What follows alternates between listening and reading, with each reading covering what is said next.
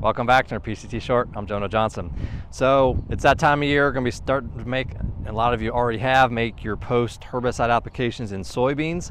And so as we enter this hot week here in Ohio, finally the GDU accumulation type heat we need, it's going to add stress to our crops. So keep that in mind when you're making your application. So when you're having tank mixes this week, that's going to have a lot of surfactants and oils in it. So if you're running Enlist 1, glyphosate, Liberty Ultra, and respective adjuvants and AMS, that's going to heat those tank mixers up. And so just want to bring your attention and remember that this is an annual reminder that you're probably going to see some crop response, some speckling, and that typically can happen. That can happen just with Enlist 1 by itself in the tank. So just keep that in mind when you see the new tissue, the trifoliates emerge. They should be clean and you shouldn't be having any problems. Now, some call outs I want to remind you about is that when you're running Liberty Ultra, it's great right now with these hot, bright, sunshiny days. Just keep in mind, make sure you have that 15 to 20 gallons per acre coverage, the more the better.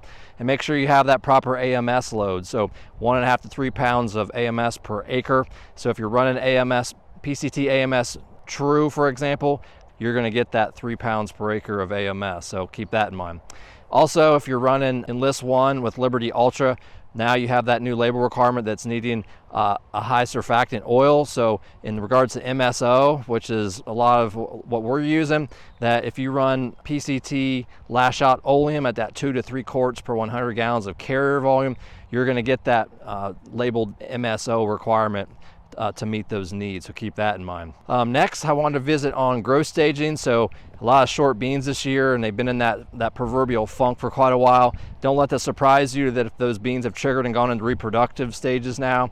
Keep in mind the R1 growth stage is when you see a bloom in that canopy, and then R2 growth stage is when you see blooms in the upper two most nodes of those soybean plants. So I bring that to your attention for several reasons, because labels dictate herbicide cutoffs on these popular spray mixes that we'll be doing over the next couple weeks. So for example, Enlist 1, it's through R1, so essentially to R2 growth stage, kind of gray.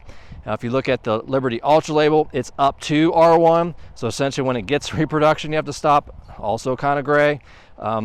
And you look at glyphosate and some others on the screen there, you'll note that their cutoffs vary, but one popular stacked residual that you'll probably have in your tank, like Zidua for example, that has up through V6 growth stage, so keep that in mind. There's a couple other on there that have a little bit lackadaisical requirements on their cutoffs, but regardless, that's all going to be coming up here very soon. So keep that in mind as you're getting ready to make those herbicide applications over the next couple of weeks. So if you have further questions, follow us on X or PCTnutrients.com. I'm Jonah Johnson. Thanks for watching.